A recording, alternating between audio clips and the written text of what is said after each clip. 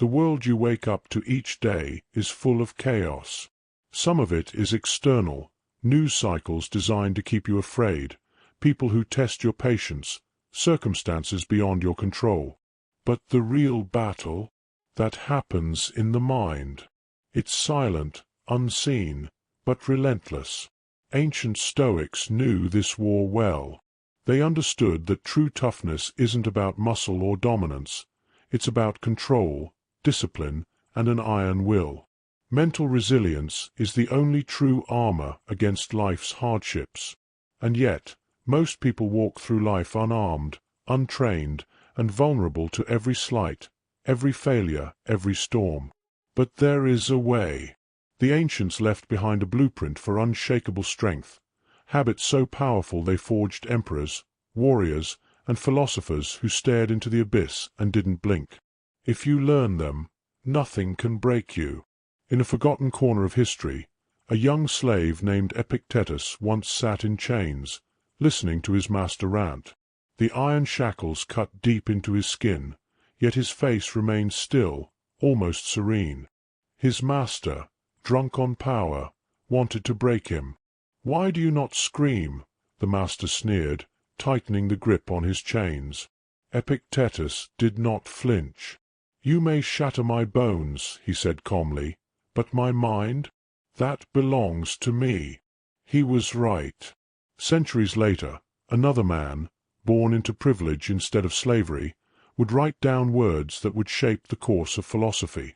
Marcus Aurelius, the emperor of Rome, knew that mental toughness wasn't inherited.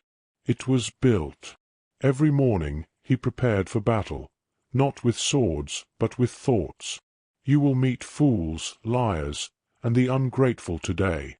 Prepare yourself. This was not pessimism. This was armor. The world is designed to pull you in every direction. Your phone buzzes. Someone offends you. Traffic slows. An unexpected bill arrives. In every moment, life asks you the same question. Will you react, or will you remain in control? A Stoic does not flinch. A Stoic prepares. In the early hours before the world stirs, the wise sit in silence. They do not reach for distractions. They take command of their first thoughts. Before the flood of daily demands, they ask themselves, "What can I control today? What will I endure without complaint? Who do I refuse to let disturb my peace?" When an insult arrives, the weak react. The strong pause. Is this worth my energy? Most of the time, the answer is no. When disaster strikes, the weak despair. The strong ask, "What can I still do?" And then they do it. Discipline is not about forcing yourself into misery. It is about training your mind to be its own master. A man stands at the edge of ruin. His business has collapsed. His wife has left. His friends offer pity, but he rejects it. He walks alone into the night, anger swelling like a storm. He wants to curse the gods. He wants to break something, to drink, to run from it all. And then he remembers the words of Seneca. No man is more unhappy than he who never faces adversity, for he is untested. He clenches his fists. This, then, is the test, the moment he was born for. He squares his shoulders and walks forward, not because he knows what comes next, but because he refuses to let the weight of the world bend him. The night does not swallow him whole. He steps through it. There is a final habit, the one that holds all the others together, the habit of perspective. A warrior does not wish for an easier battlefield. He sharpens his sword. A Stoic does not wish for an easier life. He strengthens his mind.